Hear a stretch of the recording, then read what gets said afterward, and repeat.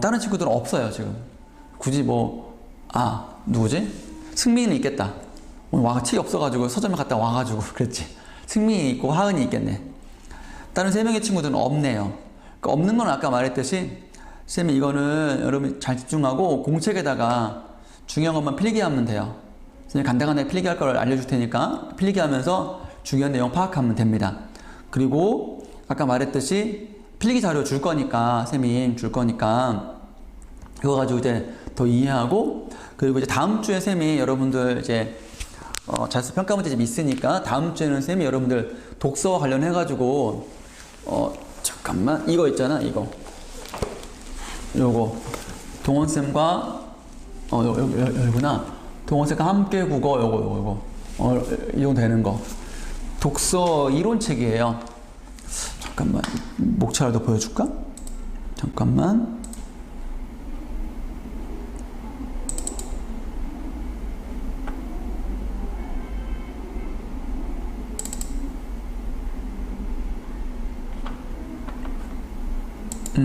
요거. 여기, 아는 사람 알겠지만, 선생님이 이거 쌤이랑 같이 이론 공부하는 그 시리즈거든요. 그래서 비문학 개념 원리와 연습 문제를 좀 수록했어요. 여기 나와 있는 것 중에 여러분들이 오늘 제공한 게 이제 30 몇 쪽, 몇 쪽이 14쪽, 20쪽, 14쪽, 20쪽까지 있어요. 14쪽부터 20쪽까지. 그러니까 원리 중에서 사회적인 사고랑 필요한 부분을 쌤이 따로 프린트한 거야. 그러니까 이거는 여러분들에게 다음 주에 쌤이 요 책자를 쌤이 이제 제보내가지고 줄 거야. 만나면. 만약에 다음 주에도 비대면이면은, 교재 가지러 와야 되겠지? 그렇게 제공할 테니까, 비문학 관련해가지고 쌤이 근본적으로 여러분들께 원리라든가 어떤 이론 체계적으로 잡아주려고 교재를 따로 만들었으니까, 쌤이 좀 미리 만들었다면 오늘 가져가라고 할 텐데, 뭐 그러지 못했어요. 이게 시간이 많이 걸리더라고. 그래서 오늘은 그냥, 필요한 부분만 필기하고, 나중에 다음 주에 쌤이 두꺼운 거 이제 주면 거기다 좀 옮겨 적을 수 있도록 하길 바라겠습니다. 아셨죠? 오늘 뭐 필기할 거 없다고 가만히 보고만 있으면 안 돼. 공책에다가 중요한 포인트. 예를 들면 두 관식 구성이다. 여기 나와있지 지금. 두 관식 구성이다 하면은, 앞에 놓인 구성, 중심 내용, 이렇게 쌤이 밑줄 그어줄 거야. 그거는 좀 메모를 할 필요가 있다. 알았지? 자, 그러면 이제 우리 원래 수업 자료 가겠습니다. 여기입니다. 그래서 독해 기초에 이해해가지고, 글의 구성 방식에서부터 내용 전개 방식 등등 몇 개 좀 예를 들어 설명해 보겠습니다. 그 전까지는 예시가 없었잖아요. 그냥 비교는 공통점, 대조는 차이점, 정의는 뜻풀이, 뭐 있었죠? 유추, 빗대 표현하는 것, 서사, 시간 흐름에 따라 표현하는 것, 분류, 나누는 것, 분석 안 나왔죠? 뭐 이런 것들 쌤이 예를 들어 설명해 줄 테니까 같이 보도록 합시다. 독해 기초의 이해, 두 번째 글의 구성과 서술 방식 이해하기. 서술 방식이 내용 전개 방식이에요. 이 프린트 없는 친구들은 지금 공책이나 연습장에 필기 준비하시라. 필기하시라. 필기할 거 쌤이 알려줄게. 이건 눈으로 보고. 글의 구성 방식은 뭐냐?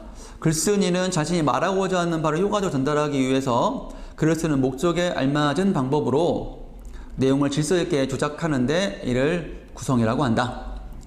따라서 글의 구성 방식을 파악하면 글쓴이가 어떤 전략을 가지고 글을 전개하고 있는지 알 수 있다. 요거. 글쓴이가 어떤 전략을 가지고 글을 전개하는지 알 수 있다. 요거 별표. 자, 필기할 친구들 글의 구성 방식 이렇게 필기할 거는 쌤이 파란색으로 해줄게. 필기할 거 글의 구성 방식 필기 요거 글쓴이가 어떤 전략을 가지고 글을 전개하고 있는지를 알 수 있다. 필기 해주세요.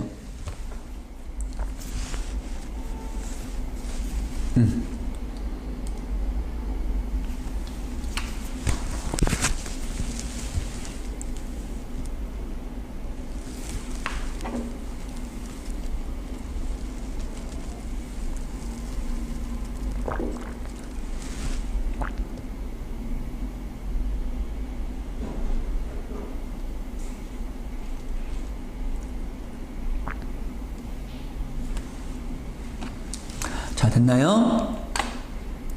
그 다음에 두괄식 구성, 이 두자가 머리 두자입니다. 자연스럽게 그래 앞이구나 이렇게 알 수가 있어요. 그래서 주제문 중심 내용이 그래 앞에 놓인 구성 방식을 두괄식이라고 합니다. 말뜻만 좀 알면 될 것 같아요. 보통은 대부분의 글에 해당되는 것입니다. 자, 이거 필기를 바꿉시다. 이게 시간이 많이 걸리죠? 여러분들도 촉급해지고. 쌤이 이제 파란색으로 표시를 해줄 테니까 수업 끝나고 나서 정리하시고 그 다음에 그거를 쌤한테 찍어서 보내는 걸로 합시다. 미안해요.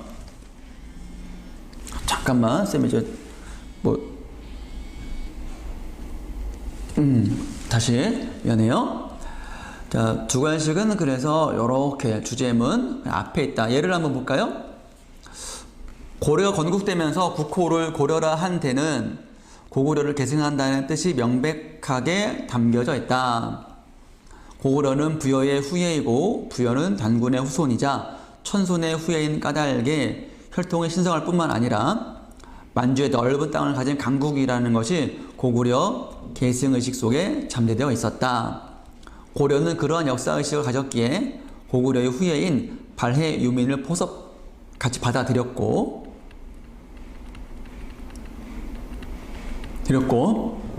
북방으로 영토를 확장함으로써 민족 통일을 한 단계 진전시켰다. 전진시킨 거죠. 신라의 통일이 60% 통일에 머물렀다면 고려의 통일은 80% 정도로 높아진 것이라 할 수 있다.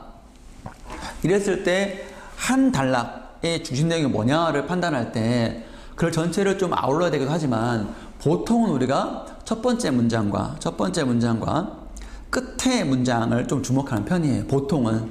그래서 1번 문장을 먼저 주목한다. 그래서 1번 문장이 대부분 고구려를 계승한다는 뜻이 명확히 담겨있다. 그 뒷받침하는 내용이 나와 있는 것이죠. 이런 것들을 두괄식이라고 합니다. 자, 그래서 여기 보시면 고려가 건국되면서 국호를 고려라고 정한 이유를 설명하고 있는 글이 되겠습니다. 자, 그래서 첫 번째 문장이고요. 그래서 두괄식이란 얘기고, 글쓴이는 고려가 건국되면서 국호를 고려로 정한 데에는 고구려를 계승한다는 뜻이 담겨있음을 말한 후 이를 뒷받침하는 내용도 제시하고 있다. 이 나머지 이것들이. 그래서 고구려는 부여의 후예고, 당군의 후손, 천손의 후예가 다 계승과 관련이 있는 것들인 거죠. 나머지도 다 계승과 관련이 있는 것입니다. 그래서 이거를 딱 고구려 계승이란 말을 딱 담겨 있는 것이죠. 여기에 나머지 다 담겨 있다 이 소리입니다. 자, 필기 조금 하시고, 자, 여기서는 두괄식 구성, 주제문이 앞에 놓인 구성 방식이다가 필기 되겠습니다. 자, 그 다음에 미괄식은 이 미자가 꼬리 미어가지고 그래 뒤에 있다. 그래 뒤에 있는 중심 문장이 그래 뒤에 놓인 구성 방식이 미괄식 구성입니다. 별로 없어요. 별 없는 편입니다. 그런데 이제 마지막 문단 같은 경우는 이제 마지막 문단의 경우는 미괄식이 많습니다. 미괄식이 많다. 그래서 이와 같이 그러므로 이렇게 좀 내용이 좀 전개되죠. 자, 그래서 마지막에 중요한 내용 하려니까 앞에서는 그거를 뒷받침하는 내용에 즉 구체적인 진술을 제시한다거나 아니면 그래서 그에 대한 결론이나 주장을 마무리한다. 요게 바로 이제 중심 문장이 되는 것이죠. 자, 볼까요? 예를 보겠습니다. 이제 글을 읽는 훈련을 좀 해야 되는 거예요, 여러분들이. 읽는 문화의 실종, 컴마는 이제 한번 끊어주고, 그것이 바로 현대사회의 특징이다. 현대사회의 특징이 키워드인가 보다. 라고, 이런 것들은 본능적으로, 키워드인데? 하고, 읽는 문화의 실종. 읽는 실종이란 말 뜻에는 없다랑 없다. 읽지를 않아. 그러면 우리가 배경지를 작동하면 맞아, 우리 스마트폰이어가지고 책을 안 읽어. 교과서에 있는 글도 겨우겨우 읽어나가. 아 맞아, 읽는 문화의 실종이 현대사회의 특징이라 할 수 있겠네 까지 판단하고 넘어가세요. 신문, 신문도 읽는 거잖아. 종이, 이때의 신문은 인터넷 신문이 아니고 종이 신문을 말하는 거예요. 이거 다시 쓸게요. 종이 신문.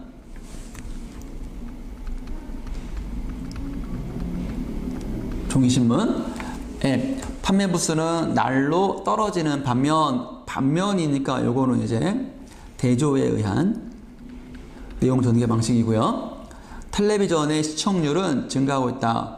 요즘은 인터넷이어가지고 장난 아니죠? 또 있다는 거야. 다른 게 플러스.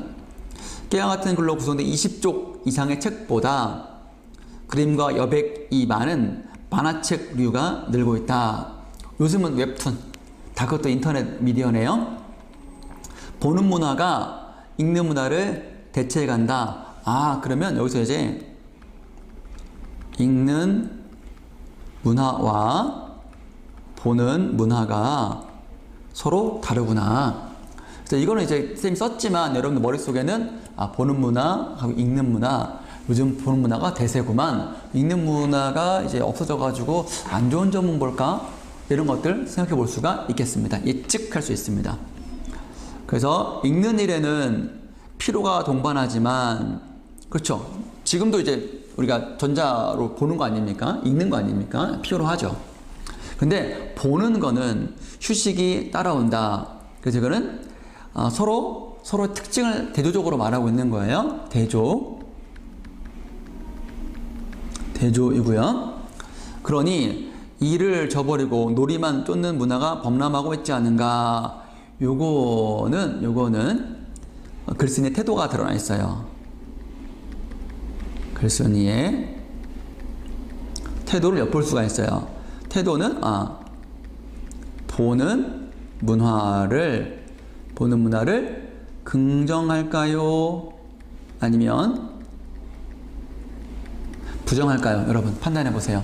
이 문장은 뒤에는 읽지 말고 이 문장까지만 보고, 그러니 이를 저버리고 놀이만 쫓는 문화가 범람하고 있지 않은가 라는 문장까지 읽으면 이 글쓴이는 읽는 문화와 보는 문화 중에서 보는 문화를 긍정하고 있구나, 부정적으로 보고 있구나 이렇게 판단할 수가 있어요. 둘 중 하나로. 뭘까요?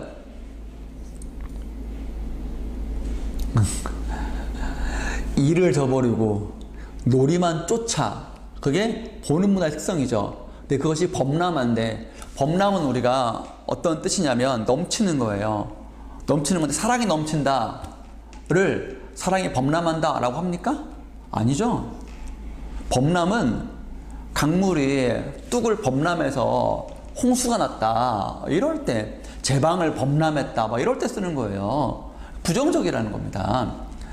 내가 볼 때는 놀이만 쫓는 문화가 놀려고만 하는 게 문제가 된다라는 얘기예요. 그래서 이 글쓴이는 이 보는 문화를 부정하고 있는 겁니다. 이렇게 판단하는 거예요. 이해해야 됩니다, 여러분들. 이거는 자, 보는 놀이가 머리를 머리를 뻥 뚫리게 한대요. 여기까지 가니까 확실하게 보는 문화 부정적으로 보고 있구만 이라고 판단 내리고 여러분들이 계속해서 글을 읽어 나가야 되는 겁니다. 너무나 당연하다. 자, 읽는 일이 장려되지 않는 한 읽어야 된다. 읽는 일이 자꾸 보급되지 않는 한 우리 사회는 생각 없는 사회. 야, 읽지 않으면 생각할 수가 없대. 보는 것만 가지고는 생각이 안 된다는 거야. 그렇게 생각 없는 사회로 치달을 수밖에 없다. 책의 문화는 바로 읽는 일과 직결되며 생각하는 사회를 만드는 지름길이다. 책 좀 읽자. 한마디로 말하면 책을 읽자. 이런 얘기 같아요. 읽는 문화, 책의 중요성에 대해서.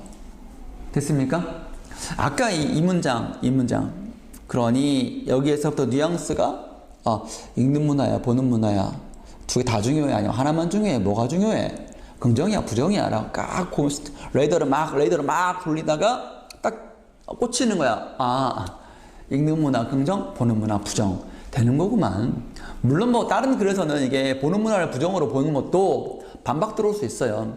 그렇지만 여기에서만큼은 글쓴이는 항상 그렇잖아. 비문학 지문에서는 글쓴이의 태도가 뭐냐, 글쓴이의 의도가 뭐냐를 따지는 게 중요한 거잖아요. 그렇지 않습니까? 나의 반박이 있다 하더라도 이 지문을 읽을 때 나의 반박을 끄집어내면 그건 안 되는 거예요. 현명하지 못한 거예요. 어떤 문제도 다음 글을 읽고 물음에 답하시오지 여기에 당신의 생각을 섞어가지고 문제를 푸세요 이런 건 없어요. 아무리 여러분이 병식을 끌어들이고 싶어도 그 글에 나와 있는 것 정도까지만 끌어들여야지 넘어서서 막 끌어들인다. 내가 알고 있는 건 다른데? 내가 알고 있는 거는 본문의 내용과는 달라. 내가 더 우겨. 내가 더 맞아. 우겨. 틀려요. 문제 틀린다고. 그럼 끝이야. 그래서 그 경계를 지문의 내용을 파악하는데 여러분이 어휘력도 혹은 그 어휘의 개념을 아는 거는 배경 지식을 활용하는 거예요. 단 배경 지식을 얼마까지 어디까지 활용할 거냐라는 게 항상 이제 경계야. 줄타기를 잘해야 돼. 적게도 오버해서도 안 돼. 적으면은 내용 파악이 안 되고 오버하면 잘못 읽어서 문제를 틀릴 수가 있어. 그게 참 어렵죠. 그래서 훈련이 필요해요. 정확히 여러분들 정확히 이게 무슨 맛인지는 말할 수 없지만 그동안 수없이 찍어 먹어본 바 이거는 된장이네. 근데 이거 먹어봤더니 이거는 색깔이랑 비슷한데 이건 똥인데? 많이 보다 보면 전문적인 지식이 뭐라 말할 수 없는 지식이 생기는 거예요. 그게 필요하다. 알았죠? 거의 본능적으로. 쌤 같은 경우도 이걸 한번 읽었지만 수업하다 보면 이 글의 어떤 뭐 잊어버리죠. 근데 이 문장, 그러니 이를 저버리고 놀이만 쫓는 문화가 범람하고 있지 않는가 딱 읽고 보는 문화 부정, 읽는 문화 긍정하고 있구나 라고 판단하고. 그렇지만 이런 판단 어디까지나 유보야. 유보. 다음 문장을 통해 증명받아야 돼. 아니나 다를까 다음 문장 읽었더니 보는 놀이가 머리를 비게 한다. 이런 거는 너무나 당연하다. 내 판단이 맞았구나. 하면 얼마나 뿌듯뿌듯합니까? 내용 파악이 잘 되는 거죠. 아셨죠? 거듭 강조 드립니다. 오늘 첫 시간이고 비대면이라 오리엔테이션 겸 해가지고 쌤 이렇게 천천히 자세히 나가는 거니까 여러분들이 쌤 원래 수업 왜 이렇게 느려? 라고 오해하면 안 돼. 쌤 수업 아는 사람 알겠지만 빨라요. 적절한 편이야. 알지? 비문학은 처음이 중요하거든. 자, 그래서 읽을 주제문은 마지막에 제시되어 있다. 그래서 미괄식이라는 소리입니다. 글쓴이는 현대사회의 특징이 바로 이제 뭐라 그랬어요? 키워드고 읽는 문화의 실종. 안 읽어? 보는 문화가 읽는 문화를 대체하고 있다. 뉴 미디어. 예를 들어 예시 들어 설명하고 있다. 여기 이제 신문, 책, 만화책 이런 것들이 바로 이제 예시가 되겠죠? 그렇습니다. 여기서 이제 신문, 다음에 20쪽 이상의 책, 그 다음에 만화책 이런 것도 있습니다. 네. 그런 다음에 잠깐만.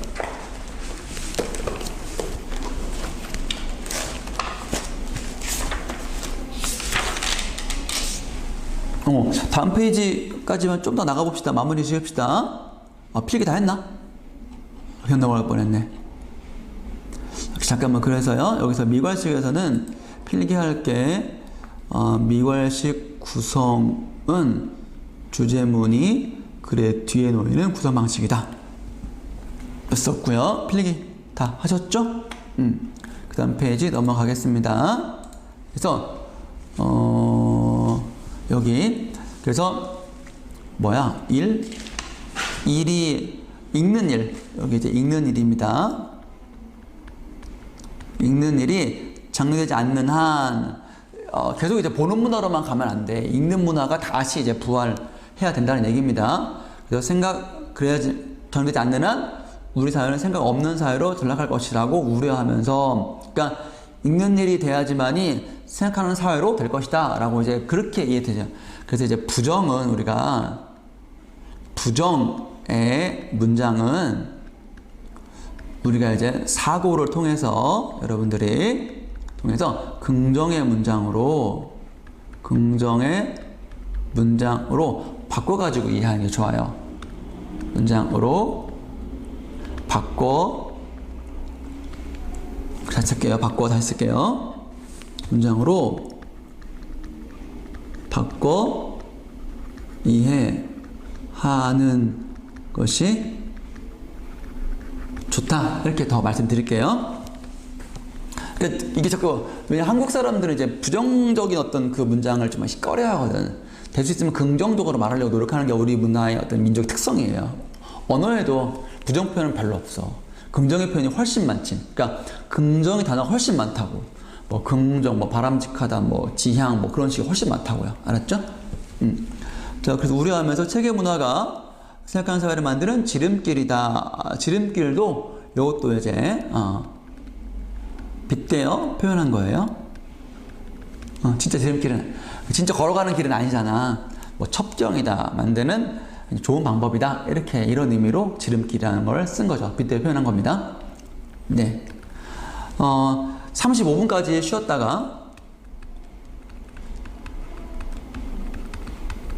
쉬었다가 다시 만나겠습니다. 중간중간 텀을 짧게 가지는 거예요. 네. 앞에서는 우리가 이제 두괄식, 미괄식 공부했습니다. 대부분은 다 두괄식이고, 미괄식은 이게 아주 없는 건 아닌데 주로 이제 글에 단락이 있으면 마지막 단락에서 미괄식이 좀 많이 나오더라. 미괄식 쓰면 우리가 그 눈치채기가 좀 더 쉬워요. 왜냐면 우리 한국 사람들의 사고방식은 그래요. 영어 같은 경우는 love 먼저 말하잖아. 그래서 두괄식이 익숙해. 그러나 한국 사람들은 끝까지 들어봐야 된다. 그래서 이제 처음에 이런저런 얘기 하다가 막판에 그러니까 중요해. 미괄식이 일반적이야, 한국 사람들은. 그래서 두괄식보다 미괄식 찾기가 좀 더 쉬워요. 그런데 이 글이라는 게 대부분 다 이제 비문학 이론은 대부분 다 이제 서양에서 들어와가지고 대부분 다 이제 두괄식으로 많이 글을 쓰고 시험 문제에서 나오는 글도 대부분 다 두괄식으로 많이 있어서 단락의 첫 번째 문장은 의도적으로 여러분들이 더 집중할 필요가 있다. 이렇게 말씀드리겠습니다. 이번에 다른 방식 중괄식 보겠습니다. 중괄식은 이게 이제 거듭 중 더블. 아이고 미안해요. 더블 맞지? 스펠 틀리면 창피한데. 두 개다. 더블이다. 이 중자 거듭 중자야. 가운데 중자가 아니야. 그래서 아이고 가운데 중자구나. 미안해. 내가 이 중괄식이랑 이 양괄식을 헷갈렸어. 미안해요. 정정 틀렸어. 쌤이 틀렸어. 각세의 배경지식을 너무 작동시켰네. 그래 중괄식은 가운데 중 센터야. 아유 창피해라. 가운데에 놓였다. 그래서 주장이나 결론 앞뒤에 주제를 뒷받침하는 내용이 제시된다. 이거는 거의 없어요. 이거는 거의 없다. 거의 없다. 자, 그렇다면 봅시다. 이런 식의 구성도 있을 수 있으니까 우리는 때로 어떤 사람이 한 일 덕분에 한 푼도 대가를 치르지 않고 큰 이익을 얻는다. 그렇죠. 공짜로 뭐 얻어. 반면 대조하고 있네. 다른 사람이 나에게 엄청난 손해를 끼쳤는데도 속수무책 손 쓸 수가 없어. 그냥 당하는 거야. 당해야만 하는 경우도 있다. 그러니까 내가 아무렇지도 않았는데 나는 아무것도 안 했는데 나한테 이득이 올 수도 있고 나한테 손해가 올 수도 있다.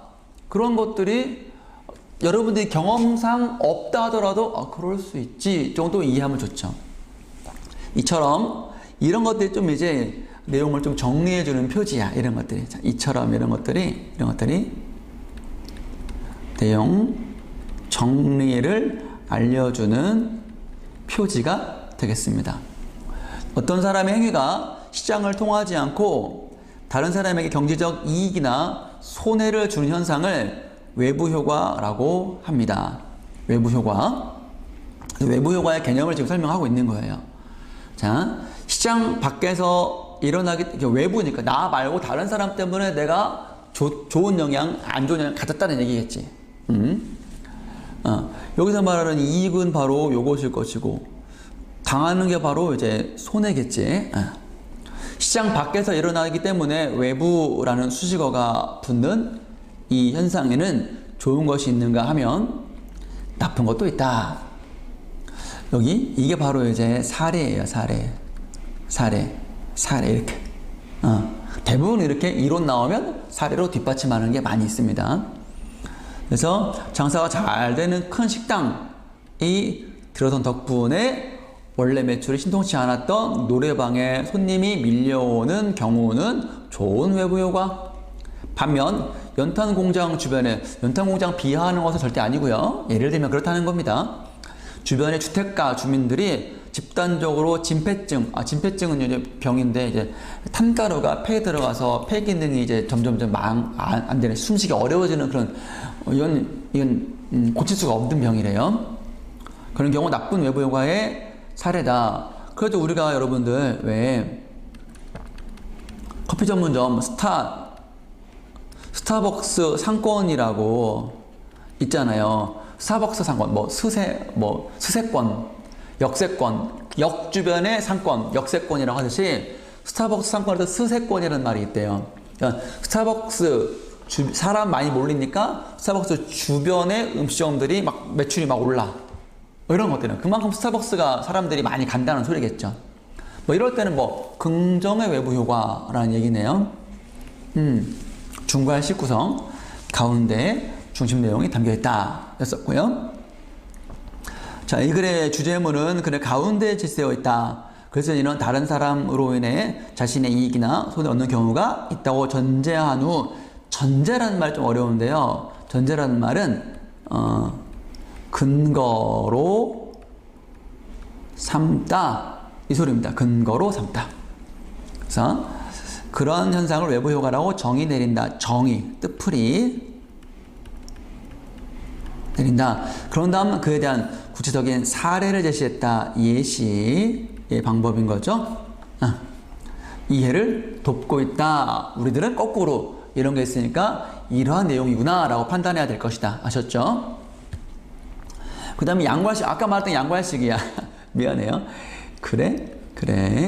처음과 끝부분에 중요한 내용이 있다. 이겁니다. 주제문이 앞과 뒤에 있다. 주제를 강조하는 효과가 있다. 되게 표현은 다르지만 의미는 같다. 했던 말 또 한다는 소리네요. 강조한다는 게. 강조하는 건 우리가 반복이잖아. 반복. 봅시다. 뭐라고 나왔나? 산수화는 자연을 그리되 서양의 풍경화처럼 쟤네 객관적인 재현을 목적으로 하지 않는다. 이거는 차이점. 딱 눈치를 채셔야 돼요. 산수화, 동양의 산수화라는 얘기고요. 아마도 서양의 풍경화가 서로 차이가 있구나. 차이점을 가리키는 거는 우리가 대조가 되겠습니다. 그러면 이제 산수화는 자연을 그리되 객관적인 재현이 아니니까 주관적인, 객관적인의 반대가 주관적이니까 산수화는 주관적이지 않을까? 이렇게 판단해 볼 수 있는 거예요. 확정하지는 말고, 선입견은 어디까지나 이제 조심해야 되는 거야. 배경지식은 조심해야 된다 그랬지? 그래가지고 딱 조심해야 돼. 주관적이지 않을까? 딱 이제 의심을 딱 던지고 확인해 봐야지. 다음 내용에 그런 게 있나? 마음속의 산수, 즉 의중의 산수를 그린다. 마음속의 산수가 바로 즉이란 말, 여기서 즉은 이퀄. 이거랑 같은 말. 의중이란 말 때문에 고민할 필요가 없다. 마음속의 산수. 그러니까 객관적인 재현이라는 거는 뭐예요? 내 눈에 보이는 그대로 풍경을 그대로 캔버스에 옮기는 거야. 그런데 이 산수화는 그게 아니라 마음속의 산수다. 내가 보고 싶은 것만, 내가 그리고 싶은 것만 뭐 폭포를 이따만하게 그린다거나 소나무를 이따만하게 그린다거나 뭐 그런 것들이지 않을까요? 아마도 이렇게 예측하고 확인하고 점검하고 막 아니야? 바꾸고 이렇게 실제 존재하지 않지만 이런 곳이 있으면 하는 산수, 이상향의 산수를 그리는 것이다. 뭐 무롱도원 같은 경우 이런 것들, 우리가 뭐 천상계를 막 그린다거나 이런 것들, 신선이 사는 곳은 아마 이런 곳일 거야 이런 것들. 실경, 실제의 경치죠. 실제의 경치이죠. 그렇다 하더라도 시각적 묘사가 아니라 하면 X 치는 게 좋아요. 아니라 경치에 비추어 자신의 마음을 표현하였다. 그래서 결론, 소결론, 산수화에서는 평범한 경치가 아닌 비경이 많이 보인다. 비범한 경치. 비범한 경치. 쉽게 말하면 빼어난 경치. 빼어난 경치 되겠습니다. 많이 보인다. 왜 많이 보이는지는 알겠죠? 경치에 비추어 자신의 마음을 표현하니까. 그리고 플러스 옛날에 있었던 고사나 고시, 옛날에 있었던 이야기, 일화 같은 거, 고시, 옛날 한시, 옛날에 하모선시 등을 그림으로 옮기는 경우도 많다. 그러니까 사파제, 이야기를 그림으로, 시를 그림으로니까 진짜 눈에 보이는 건 아니지. 내 눈앞에 펼쳐진 게 아니라 그 집에서 그리는 거야. 집에서. 집안에서 책장 앞에서 시 보고 상상해내서 야, 이 시에 어울리는 그림은 이거야 막 그리는 거야. 이 장면이 연상이 돼? 그려져? 서양화는 풍경에서 그리는, 풍경을 보고 그리는 거고, 동양화에서는 마음속의 산수다. 내가 상상한 대로 집에서 그린다. 이렇게 볼 수 있겠네. 따라서 산수화는 풍경화와 같이 그림일 수 없고니까 같이니까 공통점 아니야. 차이점이야. 풍경화는 사실적이고 산수화는 사실적이지 않다. 이렇게 읽고, 사의적인 그림이라는 점에서 풍경화와 구별된 양식이다. 사의적이다. 말이 어렵지. 근데 사실적이라는 말과 대조가 된 뜻이잖아. 사실이 뭐야? 있는 그대로고, 사의라는 말을 말 때 잘 모르겠지만 여기 마음속의 산수, 적어도 얘는 사실적이 아니라 마음속, 의중, 이런 것들이란 뜻이겠지? 그렇게 판단하는 겁니다. 모르는 어휘가 나왔을 때는 이렇게 문맥으로 추론해서 최소한 얘는 이런 뜻이겠지. 그래서 사자가 우리가 모방할 사자야. 모방하다. 의가 뜻 의자. 그러니까 마음속을 그렸다. 이런 뜻이 되겠죠. 같은 말이 되겠죠. 그래서 이제 산수화의 특징을 말하려고 풍경화와 대조가 되는 것이고, 산수화의 특징은 처음에 한번, 이건 객관적인 재현이 아니고 또 사실적인 그림이 아니고 사회적인 그림이다. 한 번 더 강조하는 거. 그러니까 이거랑 같은 말인데 하나만 중요하다고 말할 수는 없잖아. 그러니까 같은 의미의 말을 한 번 더 썼어. 너무너무 중요하니까. 그래서 이제 양괄식 같은 경우는 찾기 좀 쉽죠. 중심 내용이 뭔지. 중요한 내용이 두 번 나온 거니까. 자, 그래서 이 글은 첫 문장에서 산수화는 서양의 풍경화와 달리 대조. 쟤는 객관적인 재현을 목적으로 하지 않는다는 중심 내용을 밝히고, 이에 대한 산수화의 특징을 구체적으로 어떤 사례를 들어서 여기 여기 이상의 산수를 그린다.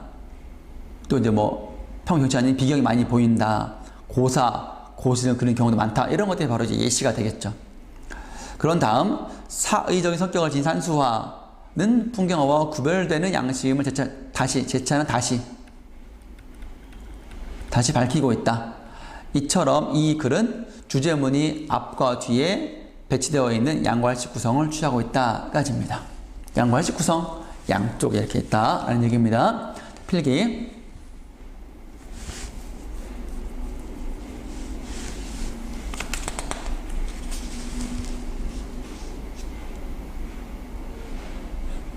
그 다음 갈까요? 네. 네, 그냥 가겠습니다. 16쪽 되겠습니다, 여러분들. 열거. 열거가 우리가 나열하는 거예요. 나열하는 거예요. 자, 글쓴이가 중요하다고 생각하는 것들을 임의로 배열한다. 자기 마음대로 배치한다. 특별한 제약이 없기 때문에 순서를 바꿔도 상관이 없으며 전체 내용을 포괄하는 내용이 주제가 된다. 볼까요? 어휘상의 특질 중 국어 중에서도 어휘상의 특질, 요게 이제 키워드가 되는데 그 특질이 몇 가지냐? 하나, 둘, 세 가지라는 겁니다. 첫 번째는 뭐냐? 한자어들이 들어와서 한자어가 참 많이 사용된다. 두 번째, 감각어가 많이 발달되어 있다. 세 번째, 상징어도 많이 발달됐다. 그래서 이 글의 키워드는 국어의 어휘의 특징은 한자어, 감각어, 상징어 세 가지나 되는구만. 이렇게 판단하면 중요한 내용이 단락별로 이단락 단락별로 중요한 내용이 나와 있구나. 그럼 이거는 이제 어휘상 특질로만 보면 나열식, 열거식이지만 이 단락, 첫째 있는 이 단락 하나만 보면 두괄식인 거예요. 그렇죠? 마찬가지예요. 두괄식이에요. 이것도 마찬가지죠. 두괄식. 이렇게도 볼 수 있다는 겁니다. 아셨죠? 필기. 이거 다시 쓸게. 두괄식. 잘 써야지. 글씨가 혹시 못 알아보면 여러분 말씀하시고요. 더 노력할게. 이게 이제 인식이 더 잘 되는 패드를 사야 될 것 같아. 사는 거 투성입니다. 엄청 많이 사네. 카메라도 막 사고. 어휴. 자, 그래서 이렇게 열거식 구성, 그러니까 첫째, 둘째, 셋째 이런 것들이, 이런 말들이 또 이제 순서를 나타내는 단서가 되는 거예요. 아까 우리 단서를 글의 표지라 그랬죠. 표지. 그러나가 나오면은 서로 다른 내용 나오겠구나. 그리고 나오면 서로 이어진 내용 나오겠구나. 이런 것들을 알 수 있게 되는 것. 미리 알 수 있게 하는 표지, 사인이에요. 뭐 신호등 녹색불 나오면 가도 된다. 빨간불 들어오면 가면 안 된다. 사인 주듯이. 그래서도 첫째 나오면은 둘째가 또 나오겠군. 셋째까지 나올라나 확인해 보고. 그러나가 나오면 앞과 내용 서로 다르구나. 그리고 나오면은 앞과 뒤가 서로 같구나. 이렇게 판단할 수 있다라는 겁니다. 역시 예측할 수 있게 되는 것이죠. 내용 파악하는데 쉽게 도움이 될 것입니다. 이제 그 수업 하이라이트, 그 서술 방식. 이제 쓱 보면 정의에서부터 시작하고 있죠. 자, 그래서 글의 내용을 효과적으로 전달하기 위해서 다양한 방법을 활용합니다. 글을 써 나갑니다. 그래서 이런 서술 방식, 내용 전개 방식이죠. 우리가 배운 바로 교과서에 있는 거로는 내용 전개 방식, 내용 전개를 다시 쓸게요. 내용 전개 방식 이렇게 되는 겁니다. 그래서 글의 주제뿐만 아니라 글의 구조도 쉽게 파악할 수 있다. 구조도 파악할 수 있다. 돼요. 자, 첫 번째 정의. 정의 옆에다가 정의는 뜻풀이 키워드입니다. 뜻풀이라는 단어가 키워드다. 이게 포인트입니다. 정의의 포인트입니다. 대상의 본질이나 개념을 진술한 서술 방식으로 대상의 범위를 규정짓거나 논의를 위한 전제를 제때 많이 사용된다. 이거는 정의의 용법. 그러니까 개념을 진술하는 게 개념이고, 그 다음에 이거는 용법 되겠습니다. 너무 거창하죠, 너무?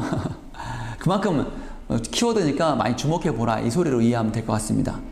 어떤 예문이 있나 볼까요? 속담이란 하면은, 정의, 뭐뭐다. 이런 얘기입니다. 속담이란, 천리길도 한 걸음부터, 첫술에 배부르랴. 이런 것들이겠죠? 살아가면서 체험한 내용 중 생활의 본보기가 될 수 있는 교훈적인 내용을 짧은 글로 나타내는 관용적 표현 중에 표현이다가 정의입니다. 속담은 민중들의 입에서 입으로 전해지면서 오랜 세월을 거쳐 형성되었기 때문에 그 속에 우리 민족의 삶의 모습과 지혜가 담겨있다. 그래서요, 다른 민족은 이해하기가 어렵지요. 그래요. 속성까지 밝히고 있는 것까지 있습니다. 정의. 여기 보세요. 정의는 어떤 개념의 뜻풀이를 해주는 것이다. 뜻풀이다. 그래서 그 뜻풀이 하는 것이 바로 키워드가 된다. 정리. 다음 갑시다. 다음 17쪽. 분류. 분류하고 밑에 나오는 이제 그 밑에 나오는 분석이 좀 이제 헷갈려요. 자, 그래서 여러분들 자, 여기 같이 보게 여기다가 쓸게. 4번에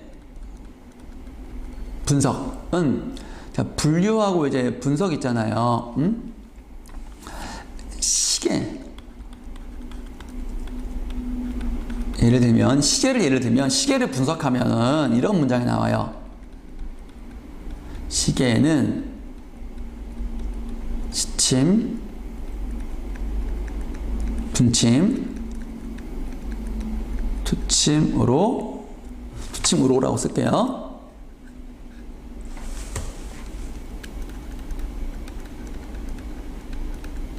투침으로 이루어져 있다라는 문장이 나와요. 똑같은 시계를 대상으로 했을 때 분류로 되면 어떤 문장이 나오냐면 시계는 어디에 있느냐예요. 다시 쓸게요. 어디에 있느냐에 따라 손목시계 손목에 있으면 책상 위에 있으면 탁상시계 그리고 또 벽에 붙어 있으면 벽시계로 나눌 수 있다. 이런 문장이 나와요. 이게 분석과 분류가 이렇게 이루어져 있다를 어떻게 나누어져 있다. 이렇게 해버리면 다시 쓸게요. 나누어져 있다. 이거. 이렇게 있으면요. 이거 분석이랑 분류랑 구분하기가 어려워요. 헷갈려요. 무슨 말인지 알겠죠? 헷갈려요. 그런데, 그래서 잠깐만 다시 파란색으로 바꿀게요. 그래서 분석은요, 이렇게 쪼갠 거예요, 쪼개기. 쪼개기가 분석이고, 분류는 나누기. 쪼개면 다시 합칠 수 있다예요. 시계를 분석하면 시침, 분침, 초침을 쪼개잖아. 또 시계 알과 시계 줄로 나눌 수 있잖아. 쪼개는 거잖아. 이거를 다시 합치면 하나의 시계가 원래 나와요. 손목시계가. 그렇죠? 그런데 손목시계, 탁상시계, 벽시계 합치면요 부서져요. 원래 시계라는 게 아니란 말이야. 무슨 말인지 알겠죠? 그지? 그래서 이 분석과 분류는 같이 나눌 분자 써가지고 헷갈리는데 이렇게 차이가 있다를 정확히 기억해 주세요. 이거 사례 나오면 찾기 은근히 어렵습니다. 네, 포인트 됐고, 그 다음에 그래서 분류는 기준이 있어요. 나누거나 묶어 설명하는 방식이고 전체와 부분의 관계를 설명하는 효과적이다까지 특징이 있습니다. 패스하고 예를 들어 보니까 온라인 저널리즘 매체가 키워드인데, 그죠? 두 가지 유형이 있다. 어떻게? 하나는 1번 기존의 매스미디어가 그 활동 영역을 가상 공간으로 확장한 경우이고, 또 하나는 가상 공간에서만 존재하는 저널리즘 매체이다. 기존의 인쇄 매체나 지상파 방송의 뉴스가 온라인을 통해 네티즌에게 서비스되는 경우가 전자 1번이라면 온라인에서만 활동하는 뉴스나 매체나 공개 게시판은 후자의 유형이다. 2번이다. 그래도 우리가 쌤이 보는 신문은 한겨레 신문인데요. 이건 쌤 종이신문이야, 이거는. 종이신문이에요. 근데 집에서는 종이신문 보고, 여기 이제 출근해서는 가져오기도 하지만 대부분 이제 온라인으로 www.hani.co.kr 들어가서 이제 봅니다. 그래서 이제 얘 같은 경우가 이제 1번에 해당하겠죠. 원래는 종이신문부터 있었으니까 오프라인에서 온라인으로 확장한 것이고 처음부터 온라인 활동하는 것. 예를 들면 뭐 다음 네이버 이런 것들이 있었죠. 근데 뉴스 매체니까 뭐 이런 건 포털이니까 해당 사항은 좀 없겠네요. 뉴스 매체는 뭐가였냐면 뭐가 있을까? 뭐 오마이뉴스 같은 거. 오마이뉴스 이제 시사전 아니 시사이나 말고 프레시안 이런 언론사들은 처음부터 종이로 출판한 적이 한 번도 없어요. 인터넷 시대에서 인터넷에서만 공간으로 신문이 있어요. 알았죠? 이게 좀 사례 좀 이제 쌤이 덧붙여 준 거야. 그래서 온라인 저널리 매체는 크게 두 가지 유형이다.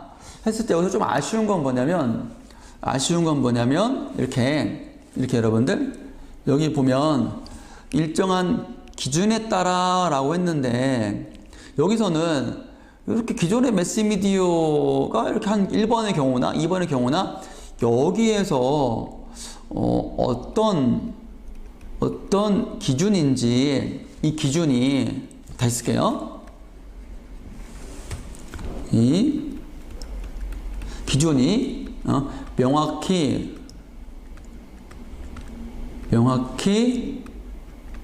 제시되지 않는 경우도 있기 때문에 여러분들이 기준이 있어야 분류인데 없으니까 분류 아니네? 라고 하면 안 돼요. 내용을 보아하니 이 한겨레 신문 이거하고 우리 오마이뉴스하고 합칠 수 있어요? 분석처럼? 합치면 원래 하나가 돼요? 아니잖아. 그지? 그런 거니까 이거는 기준이 명확하지 않아도 분류를 봐야 되는구나. 이렇게 판단하는 것이 합리적이다. 예요. 그 다음 필기 시간 조금 드릴게요.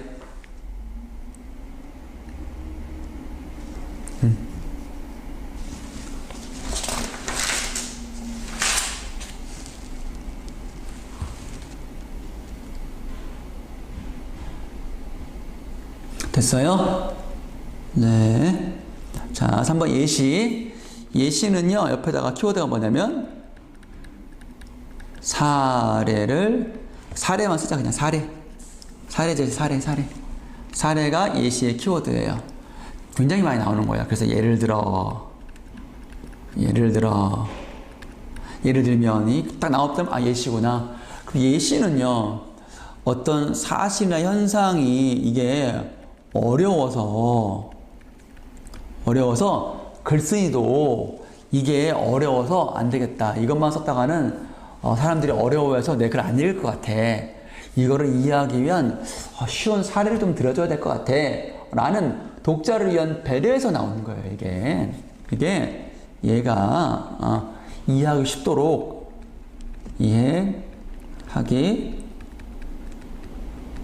쉽도록 독자를 다시 쓸게요. 독자를 배려한 거다. 아시겠어요? 그래서 좀 더 명시적이라는 말은 구체적이라고 이해하면 되고요. 구체적으로 드러내고 일반적인 진술, 요게 바로 이제 어려운 말이에요. 일반적인 진술이 어려운 말. 사람은 누군가를 도와야 된다. 예를 들면 일을 하니까 그때 누굴 도와야 된다. 사람은 서로를 사랑해야 한다. 이런 것들이 바로 일반적인 진술, 추상적인 진술인 거예요. 어렵죠. 이건 잘 안 와닿죠. 피부다. 경험할 수 없는 것들인 거니까. 근데 이런 것들을 이제 예를 들어 설명해 주면 타당성을 높인다는 말은 끄덕끄덕 한다는 거야. 그래 맞지. 네 말이 맞아. 그럼 이렇게 되는 효과가 있다. 볼까요? 예를 봅시다. 말에는 긍정적인 우호적인 의미를 함축한 것들이 있는가 하면 부정적 적대적 의미를 지닌 것들이 있기 마련이다. 대조네요. 대조. 예컨대 예시네요. 중매인이라는 이 맡은 역할은 점잖아 보이지만 뚜쟁이가 맡은 역할은 천하게 보인다.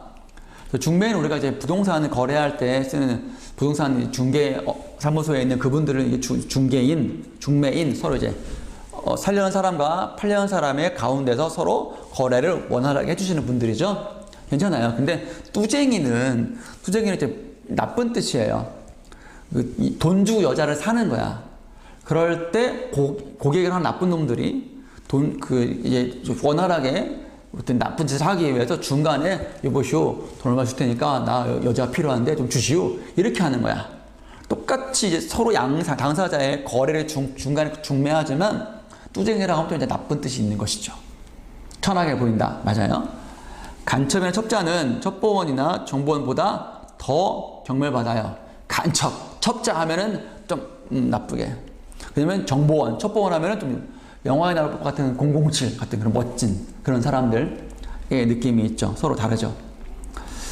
대상이 된 단어들의 개념적 의미는 같지만 이거는 이제 사전적 의미를 말하는 거예요. 사전적 의미는 같지만 감정적 의미는 판이하다, 엄청 다르다. 판이하다란 말은 엄청 다르다.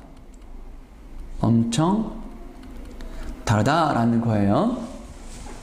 그래서 우리가 말을 사용할 때 적절하게 그 단어의 어휘적인 의미 외에, 즉 개념적 의미, 사전적 의미 외에 그 말의 어떤 감정적인 뉘앙스까지 고려해서 말을 해야 말을 잘한다라고 평가받는 거예요. 뚜쟁이 똑같잖아.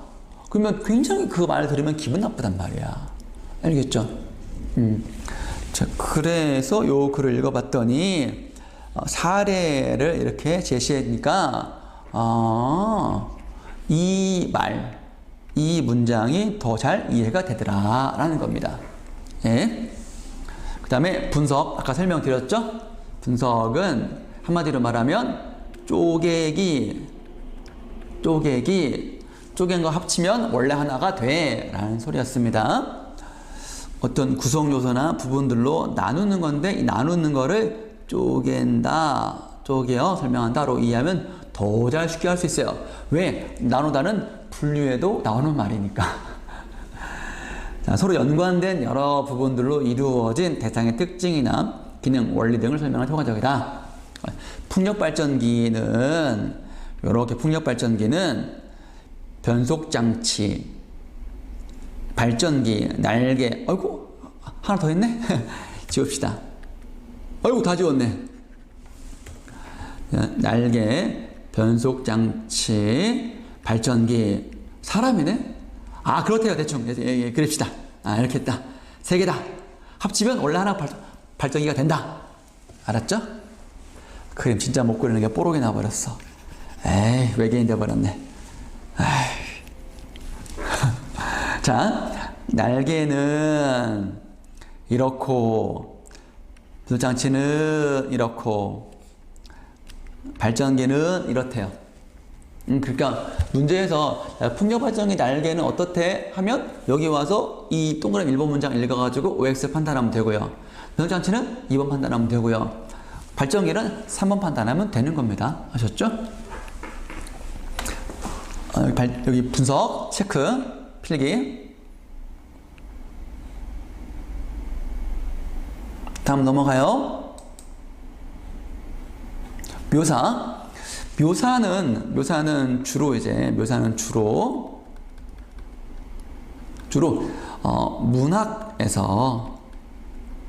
문학에서 많이 나와요. 시적 대상을 묘사했다.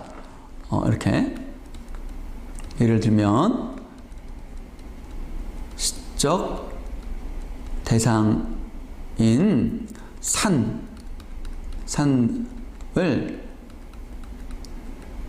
시각적으로 묘사했다라거나 아니면 소설에서 인물의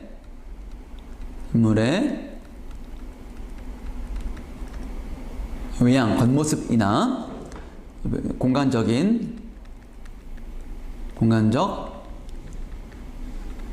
배경을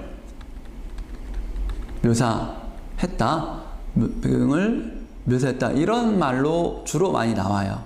그러니까 비문학에서는 그렇게 많이 있지 않아요. 여러분들. 그때 봅시다.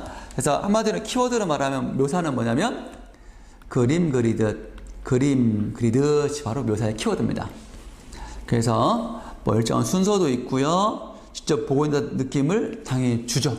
그림을 그려지는 것처럼 보니까 이렇게 생겼군 이라고 연상할 수가 있어요. 소설에서 인물의 외양, 뭐 얼굴은 새까맣고 계란형이고, 얼굴은 뭐 이제 하얀색, 새하얀 얼굴에 계란형이고, 눈썹은 조망만하고, 코는 이따만하고, 뭐 그런 것들 그러면 그려지죠? 봅시다. 경회루 누각이죠. 정면 7간, 측면 5간 해서 35간이나 된다. 어마어마한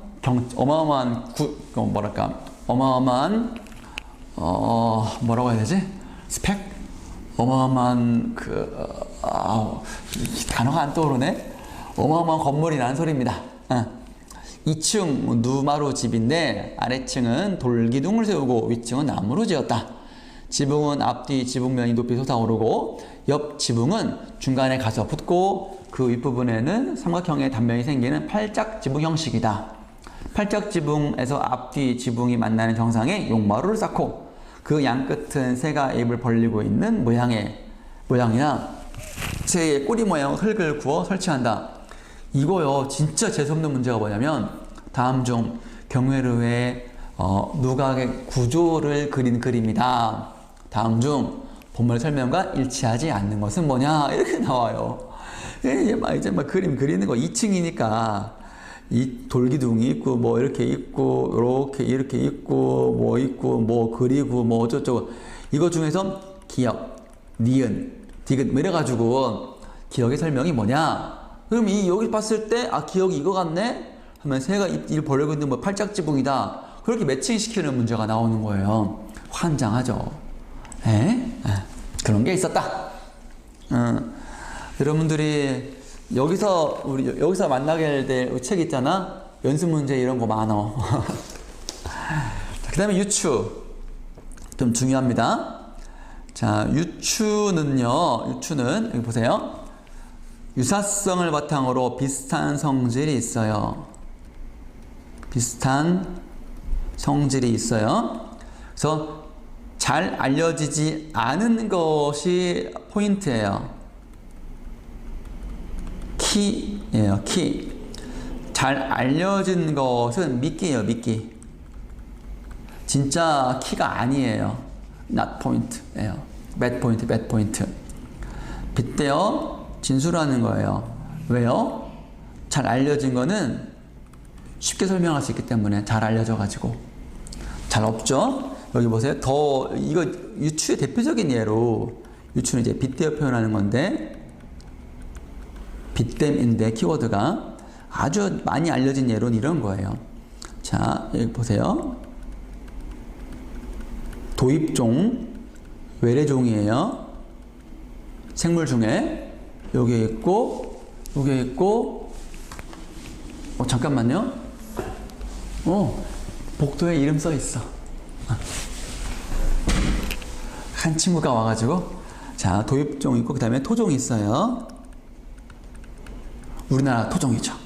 자, 이랬다가 여기에 뭐가 있냐면 황소개구리 있고요. 여기에 뭐가 있냐면 토종 참개구리가 있어요. 이게 바로 알려진 사실이야. 어떤 사실이냐? 도입종인 황소개구리가 무시무시해요. 어마어마한 식성이에요. 뱀까지 먹어요. 내가 박수 깜짝 놀랐어. 참개구리는 토종이랑 약해. 그래서 어떻게 했어? 황소개구리가 토종개구리 완전히 다 잡아먹었어. 없어. 그래서 서식지 완전 다 파괴해버렸어. 이게 바로 알려진 사실이에요. 여기에 이제 좀 더 잡아먹을게. 여기에 영어, 외국어, 여기에 이제 우리말 그러면 이게 바로 잘 알려지지 않은 거예요. 알려지지 않은 사실. 그래서 제가 말하고자 하는 바 키예요. 어떻게? 어떻게 하냐면 외래종인 황소개구리가 토종인 참개구리의 서식지를 파괴했듯이 외국에서 온 외국어를 너무 지나치게 필요 이상으로 영어를 막 쓰거나 우리말 글을 소홀히 여기면, 무시하면 황소개구리가 참개구리를 없애버렸듯이 영어에 밀릴 것이다. 우리말 설 자리 없을 것이다. 라는 주장을 하기 위해서 유추의 방법으로 황소개구리, 참개구리라는 사실을 딱 들이대면 사람들이 그냥 영어 조심해서 써야 돼요. 우리말 큰일 납니다. 라고 하면 그렇지 뭐. 그냥 듣다가 맞아. 황소개구리가 참개구리 없애버렸잖아. 사실이잖아. 끔찍하잖아. 야, 그래. 영어 조심해서 해야겠구만.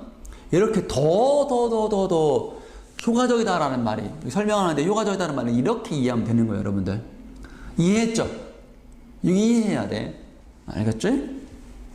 그래서 여기 본문 한번 살펴봅시다. 살펴보면 미생물을 실험실에서 배양하면 어느 순간까지는 잘 자라다가 일정 시간이 지나면 먹이 고갈과 노폐물의 축적으로 성장을 멈추고, 이제 일정한 플라스크에 배양하는 거니까 공간에 제약이 있잖아요. 먹이도 좀 없고 계속 자라나는 거니까. 그래서 성장을 멈추고 끝내 사멸, 죽어버린다. 익히 알려진 바이다. 요게 이제 미끼야, 미끼고, 인류라고 해서 예외일 수는 없다. 사람도 마찬가지다. 사람이랑 미생물이랑 쌤. 만약 인류가 생산활동의 부산물, 우리가 이제 돈을 벌기 위해 운전을 하면 뭐가 나와요? 자동차 배기가스가 나오죠. 이런 것들이 바로 부산물이 되는 겁니다. 부산물. 서프로덕트인가? 되는 거죠. 그렇게. 바이 프로덕트구나. 되는 거죠. 대기 오염, 수질 오염, 토양 오염을 그대로 방치하는 거야. 내버려 두는 거. 경우 환경 문제는 환경 오염의 차원을 넘어서서 환경 파괴로 치닫게 될 것이고, 그 다음에 결과는 불을 보듯 뻔하다. 망한다. 미생물이 사멸했듯이 인류도 사멸할 것이다. 어떻게 할 거냐? 어떻게 할 거야? 이런 것들, 심각성을 경고하는 그런 글인 거죠. 안 그래도 요즘 여러분들 이제 태풍도 많이 오고, 비도 엄청 많이 오고, 너무 덥고, 너무 춥고, 그래가지고 이상기온이 많이 생겼어요. 큰일 났어요, 우리. 그래요. 그래서 이거예요. 인간 멸종할 수 있다. 이게 바로 진짜 말하는 포인트. 여러분들, 그래서 우리가 유추에서는 미끼하고 포인트를 구분할 줄 알아야 돼. 어떤 게 미끼인지, 어떤 게 진짜 포인트인지 아셨죠? 빗댄 게 바로 미끼고, 그래서 말하고자 하는 바가 포인트다. 키 포인트다. 아셨죠? 이렇게. 필기.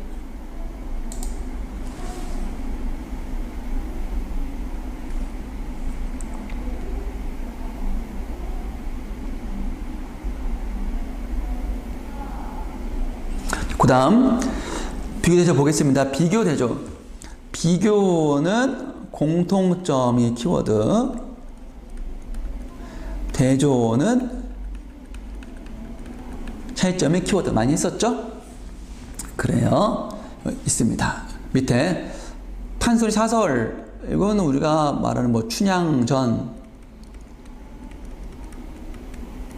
흥부전 그런 걸 말하는 거예요. 악인들과 전통문학의 소설의 작품에 나타난 악인들은 스스로 그 인간형에서 차이를 보여준다. 대조. 어떻게? 즉 후자의 경우, 얘네들 같은 경우는 지능적이고 계획적인 악의 유형이다.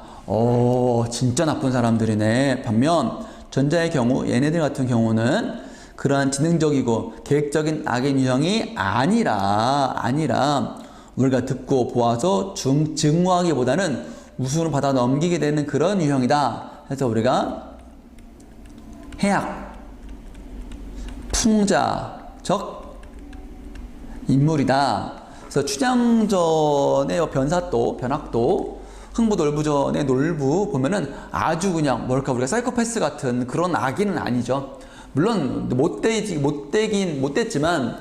못됐지만 아주 그냥 뭐 없애거나 죽이거나 막 예를 들면 우리가 사신 남정기에서 교씨 같은 경우는 집안을 완전 발칵 뒤집었잖아. 나중에 그래서 사형당해요. 없애버린단 말이야. 근데 놀부전은 나서 놀부를 없애버릴까? 춘향전의 변사도 없애버려야 되나? 완전 죽여버려? 그 정도까지는 아니라는 얘기예요. 그러니까 악인이라서 공통점이긴 하지만 이런 차이가 있다. 악인이나 공통점과 차이점이 있다. 이렇게 말하는 것이죠. 여기 비교는 딱히 언급되어 있지 않지만 공통점은 악인이라는 것은 공통점이긴 하지만 악인 유형의 차이점은 이렇게 있다. 그래서 주로 여기서 이제 포인트로 대조를 뽑아내면 되겠습니다. 자, 메모했어요? 필기.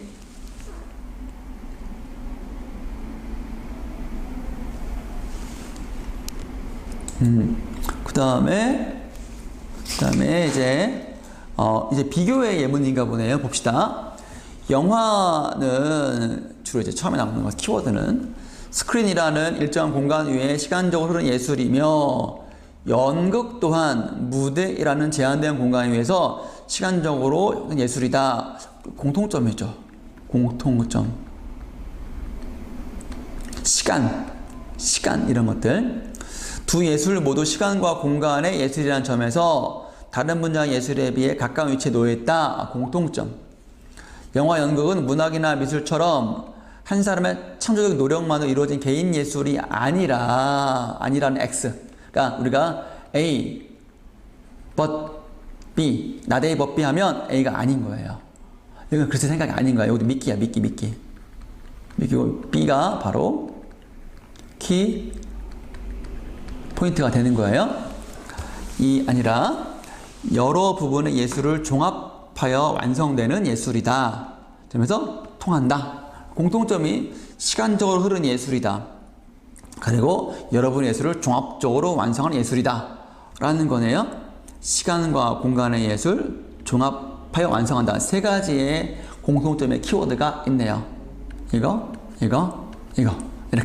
이렇게 간단하게 뽑아내면 되겠습니다. 여러분 동그라미도 치고 이것도 하고 되는 것입니다. 메모하시고요.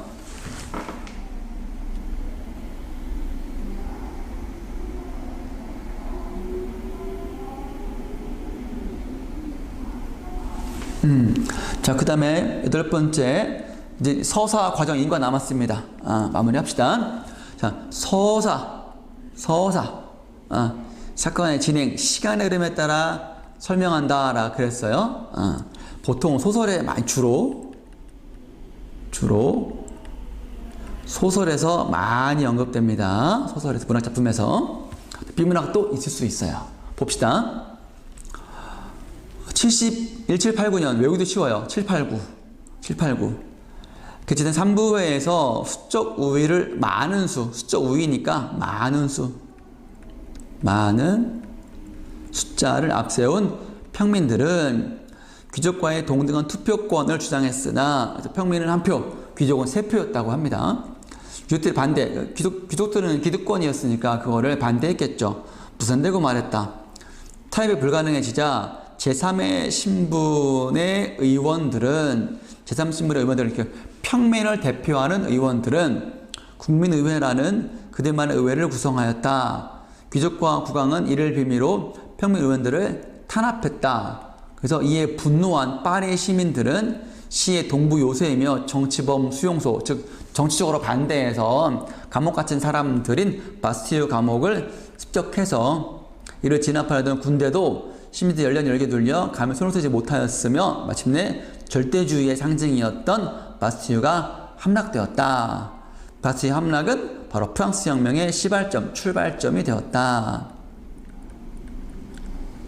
해가지고 프랑스 혁명이 어떠한 계기가 돼서 일어났는지를 시간 흐름에 따라 차분히 마치 이야기를 들려주듯이 말하고 있는 것이죠. 그렇습니다. 그래서 시간 흐름이라고 할 때는 이야기를 들려주듯이 서술하고 있다. 이렇게 보겠습니다. 그래서 일정한 시간에 일어나는 일련의 행동이나 사건의 전개에 따른 행위다. 이렇게 서사. 그다음에 과정 보겠습니다. 우리 커피 이야기 과정에 따라 서술을 많이 하죠. 커피가 만들어지는 과정 이거요. 그래서 과정은 어때 이게 패스거든. 이게 프로세스. 그래가지고 순서가 키워드예요. 키워드.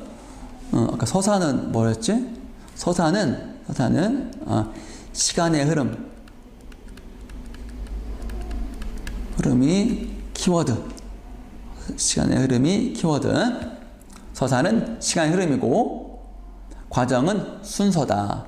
그러니까 순서에 따라 하니까 조선 종이의 원료가 키워드네요. 당나무인데 그리고 제조 과정은 공정은 바로 과정인 거예요. 제조 과정, 즉 제조 공정을 과정의 방법을 설명하겠구나. 처음에는 그 다음에 최종적으로 당나무 만든 종이 완성 이렇게 되는 거죠. 그래서 건조시킨다. 물에 불리고 표피 제거해서 햇빛 표백시킨다. 백피다. 백피를 물에 부풀려 가마솥에서 끓인 후 물에 하루 동안 담가 씻으면 여분의 회와 불순물이 제거되어 펄프가 만들어진다. 이 펄프를 햇볕에 발에서 표백시킨 후 방망이질을 하고 점착제를 섞어 휘저어준다. 점착제가 섞인 액체 상태의 펄프를 뜸틀발에 부어 고루 퍼지게 한 후 뜸틀발에서 떠낸 것을 지상에 한 자씩 옮겨 포개놓고 그 다음에까지 눌러 놓으면 압착이 된다. 그러고 나서 종이를 한 잔씩 떠서 건조판에 붙여 햇볕에 말린 다음 종이를 떼어낸다. 세부적으로 9개 단계인 거예요. 물론 더 나눌 수도 있고 더 쪼갤 수도 있을 거예요. 아셨죠? 그래서 이렇게 과정의 방식을 설명했다. 그럼 과정에 대해서는 우리가 반드시 Q로 어떤 문제가 나올까요? 순서를 제대로 알겠어? 빠진 거 없이 알겠어? 이런 것들을 물어보는 문제가 반드시 나오게 되어 있어요. 우리 커피 이야기도 반드시 나오게 되어 있습니다. 아셨죠? 네. 자, 다음 페이지. 인과는 원인과 초래된 현상이니까 이것이 결과예요. 그러니까 어떤 일의 원인으로 만들어진 결과, 인과의 방식인 거예요. 그래서 이글루 아는 인과는 원인과 말 그대로 원인 결과가 키워드가 되겠습니다. 이글루 안은 밖보다 온도가 높다. 이상하다. 이글루 얼음덩어리인데 어떻게 온도가 높을 수가 있지? 그렇게 추운데 벽이 얼음인데 어떻게 그렇게 따뜻할 수가 있지? 했을 때 그 이유 중 하나는에서 원인이 나오는 겁니다. 나오고 이것이 이제 결과인데 결과를 제시하고 원인을 거꾸로 제시하는 겁니다. 결과 제시 거꾸로 원인 제시하면은 이래 가지고 이런 온도가 높다는 말이 맞는 거구나 라고 이해할 수 있게 되는 것이죠. 하나는 이글루가 다니면서 땅 태양 에너지를 지금보다 많이 받는다. 첫 번째 이유. 그러면 왜 많이 받지? 라는 질문. 이어서 적도 지방이 극지방보다 태양의 배치를 더 많이 받는 것과 같다.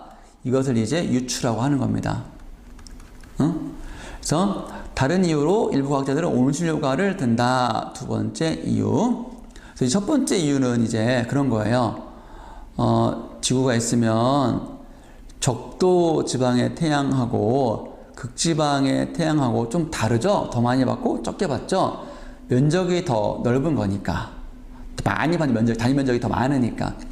이걸로도 마찬가지라는 거예요. 평평한 지면에 받는 태양보다 이렇게 받으면 더 많이 받는다는 거죠? 이걸로가. 온실효과가 든다. 지구에 들어오는 태양 복사 에너지 대부분은 자외선, 가시광선의 때 단파이지만 지구가 열을 외부로 방출하는 복사 에너지는 적외선 영역의 장파다.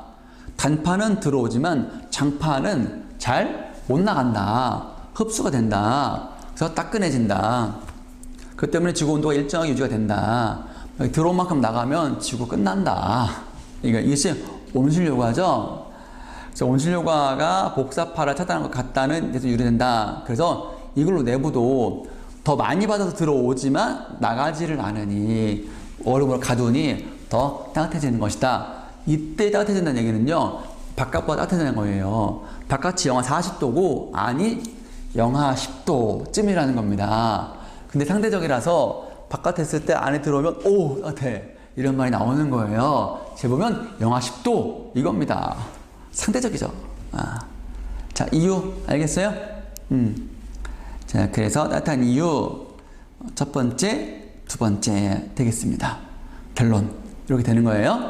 자, 여러분들 그래서 여기까지 이제 봤을 때 한 번 더 살펴보자면 몇 쪽이야? 여기 보자면 열거식 구성까지는 됐고요. 여기에 정의는요. 정의 키워드 정의는 파란색으로 정의는 이렇게 뜻풀이가 키워드입니다. 정의는 뜻풀이 키워드 된다. 그 다음에 분류와 분석은 구분할 필요가 있다. 분류는 어떻게? 기준에 따라 나누기. 시계를 분류하면 이렇게. 시계를 분석하면 쪼개는 것. 합칠 수 있다. 그래서 분석은 쪼개기, 분류는 나누기. 시계는 이렇게 쪼갠다. 다시 합칠 수 있다. 다음에 예시는 예를 들어 설명하는 것. 예시는 앞의 내용이 중요하다는 얘기입니다. 그러니까 이게 어렵다는 얘기는 그만큼 키 포인트, 키 센텐스가 된다는 뜻입니다. 더 주목할 필요가 있겠죠. 어렵고 중요하고 가치가 있으니까 그냥 냅두면 이해가 안 될 것 같으니까 예시를 들어 뒷받침해 주는 거거든요. 그러니까 이 내용을 이해하는 것이 전체 내용 파악하는데 도움이 된다라는 단서도 된다는 겁니다. 아셨죠? 그러니까 예시가 나오면 반드시 예시 앞에 나오는 일반적인 진술을 주목할 필요가 있고 그것은 반드시 예시를 통해서라도 이해해야 된다라는 말씀입니다. 아셨죠? 그 다음에 분석은 아까 설명했듯이 쪼개기, 나누는 거 쪼개기. 그 다음에 묘사는 그림 그리듯이 유추는 뭔가 빗대어서 미끼를 던지고 미끼를 사람들이 확 물면 그거 아닌데 비슷한 이건데요. 그러니까 사람들이 그 의미가 이런 거였군. 더 쉽게 이해가 되네. 어려운 거, 낯선 거, 어려운 거를 내가 알고 있는 걸 이해하니까 더 쉽네 라고 판단할 수 있다. 유추, 황소개구리, 참개구리, 영어, 우리말 생각하면 이게 유추 팍 떠올 수 있습니다. 기억하시라. 7번째, 비교 대조. 비교는 공통점, 대조는 차이점, 공차. 비교, 대조, 차이점. 그 다음에 8번째, 서사는 이야기. 시간 흐름에 따라 마치 이야기를 들려주듯이 얘기해주는 것. 그 흐름만 잘 판단하면 됩니다. 9번째, 과정은 순서. 첫째, 둘째, 셋째. 그 순서를 중간에 빼먹으면 안 돼요. 가로쳐놔도 이거였지 라고 판단할 줄 알아야 돼요. 과정.